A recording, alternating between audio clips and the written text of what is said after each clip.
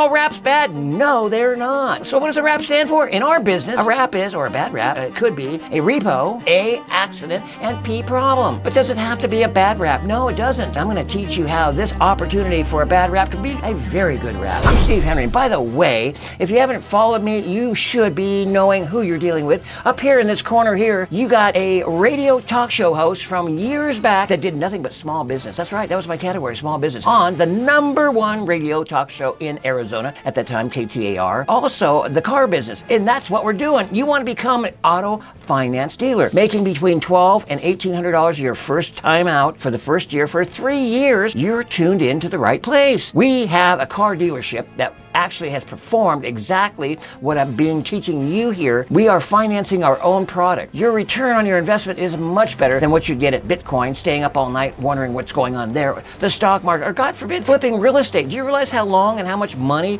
it takes to flip real estate? Flipping a car is so much easier, and you're going to find that out. By the way, before we go on, hit that subscribe button, will you? Right there, hit it good, because I'm going to teach you what the bad R.A.P.s can be really not that bad, meaning they can be very good for you.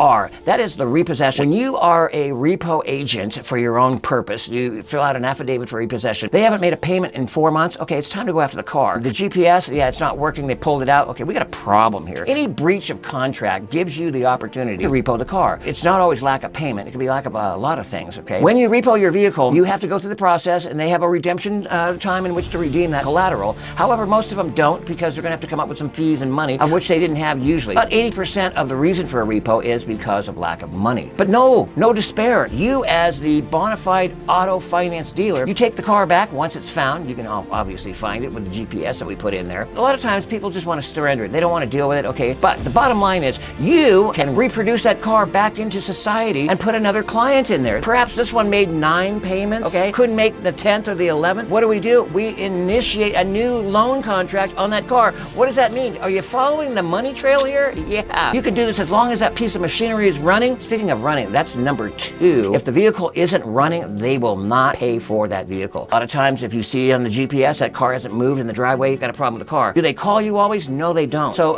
that GPS tells us a lot. The repo can be a good thing. When it's recycled back into society, you can start making money again. A, here comes A. A is accident. Now, accident is a bad thing. Let's not make light of this in any way, shape, or form. But when the dust settles and the adjuster comes out and writes that check, who gets the check? You do. If it's a total loss, okay, well, we rack it up. The bottom line is it'll be based on the full value of the vehicle. You bought the vehicle right in the first place. You're going to get paid in addition to. P is a problem. Problem could be anything from that battery. Hey, Steve. Brad, how you doing? Great. Hey, you know that noise that was with the car when I bought it 6 months ago? I'm thinking to myself, noise. What noise are you talking about?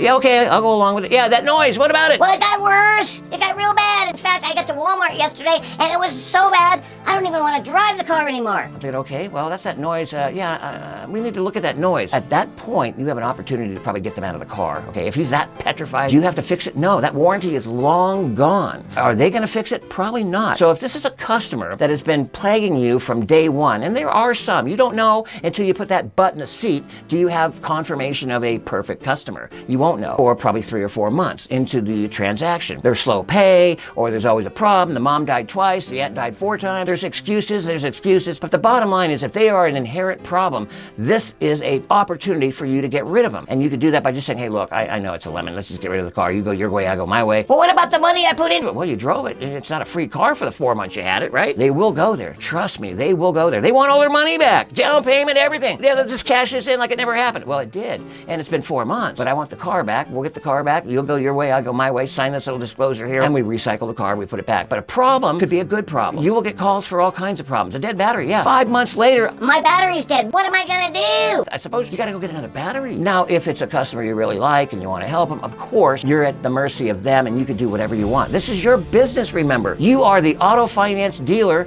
and you're the owner. You can do whatever you want. Go back up there. I am qualified to teach small business. I am qualified to do this car business transaction with you. I've done it. I'm doing it. I've been there 20 years. We have done this. You'll see another business that I had prior to another dealership I sold for $1 million. We had over 300 of these on the books at the time, bringing in about $62,000 a month. I'm going going to show you later on how that would be possible, even with you not deeming yourself as a dealer or having a permit to do so. There's a way to do it. Yes, there is. So in recap, we have the R.A.P. It's not always a bad R.A.P. The R.A.P. is the repo. That can be solved. The A is the accident. You're going to get a check or the car fixed. The P is the problem. That might release you from a nagging customer. So don't forget, we have shot about 10 videos on this subject matter. How you can make or turn $1,200 or $1,800 into a financed 3-year, month after month after month income for yourself just by purchasing cars. Much easier than flipping houses, much easier than Bitcoin, and stock market will keep you up at night. Every single video retains content that pertains to the step-by-step process in which you need to perfect this auto finance company that you're going to start. I encourage you to do that. They're all in the library there under the playlist. Go watch all of them. You won't be disappointed, and I'll look forward to seeing you on the next video.